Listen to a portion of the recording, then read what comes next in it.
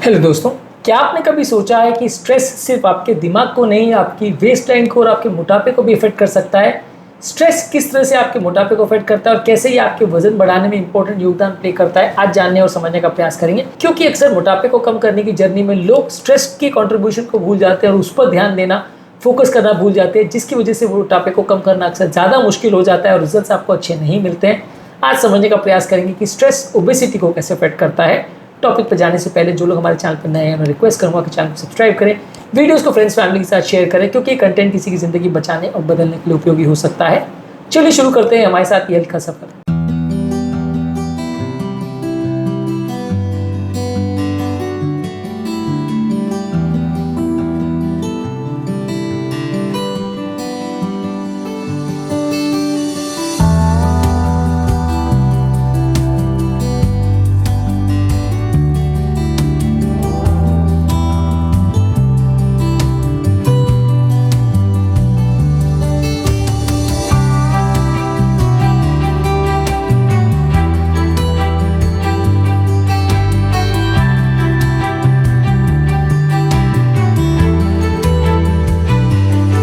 क्या आपने कभी देखा है कि स्ट्रेस के दिनों में आप ज़्यादा खाते हैं या ओवर ईट करते हैं, जिसकी वजह से वजन ज़्यादा दिखने को मिलता है? कमेंट सेक्शन में लिख के हमें बताएं।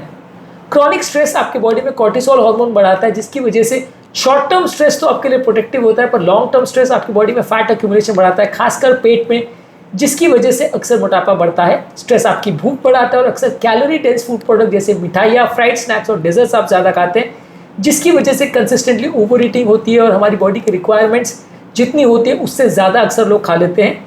इस मामले में 2012 में एक आर्टिकल में बताया गया था कि जो लोग का कॉर्टिसोल लेवल्स या स्ट्रेस हार्मोन अगर ज़्यादा होता है, क्रॉनिकली एलिवेटेड होता है, वैसे लोग को सेंट्रल यानी पेट के आसपास ओबेसिटी होने का चांस नॉर्मल से 1.7 टाइम्स ऑलमोस्ट ज़्यादा होता है, यानी रिस्क ऑलमोस्ट डबल होता है। कॉर्टिसोल आपके पेट के आसपास फैट को स्टोर करता है और इंटरनल ऑर्गन्स में भी स्टोर करता है, जो कि डायबिटीज़ बढ़ाने के लिए और मेटाबॉलिक प्रॉब्लम ज़्यादा क्रिएट करता है। यानी कि स्किन के नीचे स्टोर जो होता है सबक्यूटेनियस फैट, वो कम डेंजरस होता है, ऑर्गन्स में जो स्टोर होता है वो ज़्यादा डेंजरस होता है, और ये फैट स्टोरेज बिहेवियर को कॉर्टिसोल ज़्यादा प्रमोट करता है। इसके अलावा कॉर्टिसोल हमारे मसल को ब्रेक डाउन करवाता है, जिसकी वजह से हमारी बॉडी मसल्स को यूटिलाइज करने लगती है एनर्जी सोर्स की तरह से, जिसकी वजह से कैलोरी कम बर्न होती है और फैट गेन ज़्यादा होता है और मसल बर्न आउट ज़्यादा हो जाता है। कॉर्टिसोल हमारे स्लीप को भी डिस्टर्ब करता है, स्ट्रेस हमारे स्लीप को भी डिस्टर्ब करता है, जिसकी वजह से हमारा इंसुलिन और प्रॉपर ग्लूकोज मेटाबॉलिज्म नहीं हो पाता है, जिसकी वजह से हमारा ब्लड शुगर ज़्यादा फैट में कन्वर्ट होता है और ग्लूकोज मेटाबॉलिज्म ज़्यादा गड़बड़ा जाता है।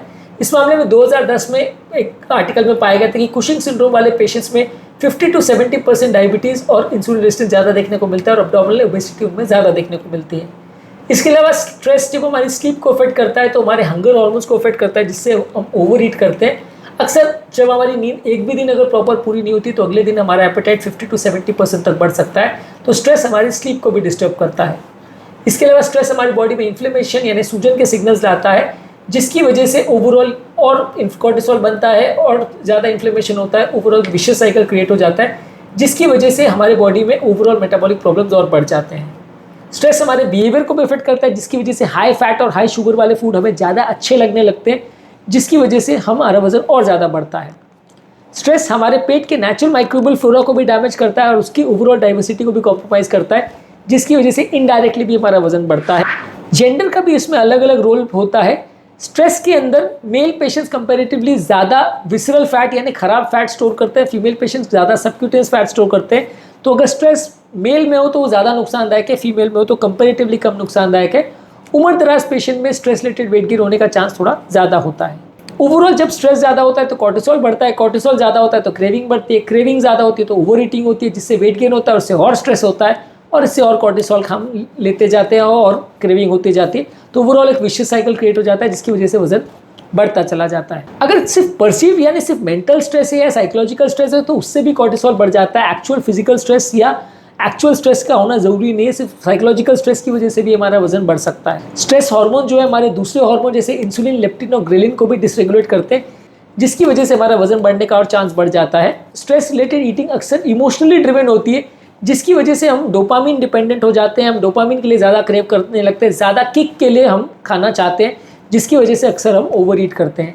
स्ट्रेस हमारी एक्सरसाइज बिहेवियर को भी इफेक्ट करता है। जब अक्सर बहुत ज़्यादा स्ट्रेस होता है तो हमारा एक्सरसाइज करने का भी मन नहीं करता, जिसकी वजह से हमारा मोटिवेशन कम हो जाता है और ये भी इनडायरेक्टली हमारा वजन बढ़ाता है।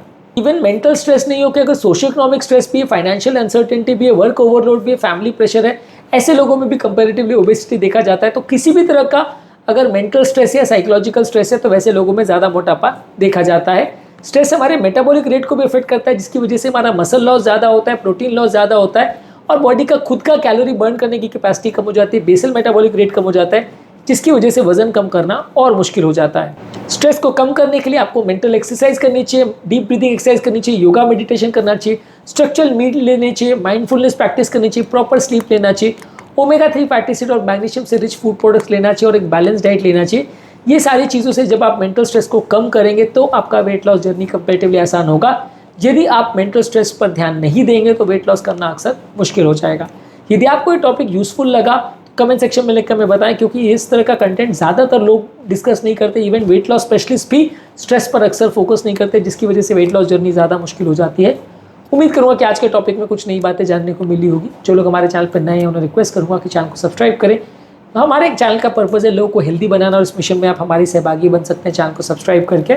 आपके कमेंट्स हमें जानने में मदद करते हैं कि आपको हमारा कंटेंट कैसा लग रहा है, प्लस हमारे मोटिवेशन और इंस्पिरेशन का भी काम करते हैं। इसलिए भले पॉजिटिव हो या नेगेटिव कमेंट्स करते रहिए, वीडियोस को देखते रहिए, शेयर करते रहिए और हेल्थ के सफर में आगे बढ़ते रहिए।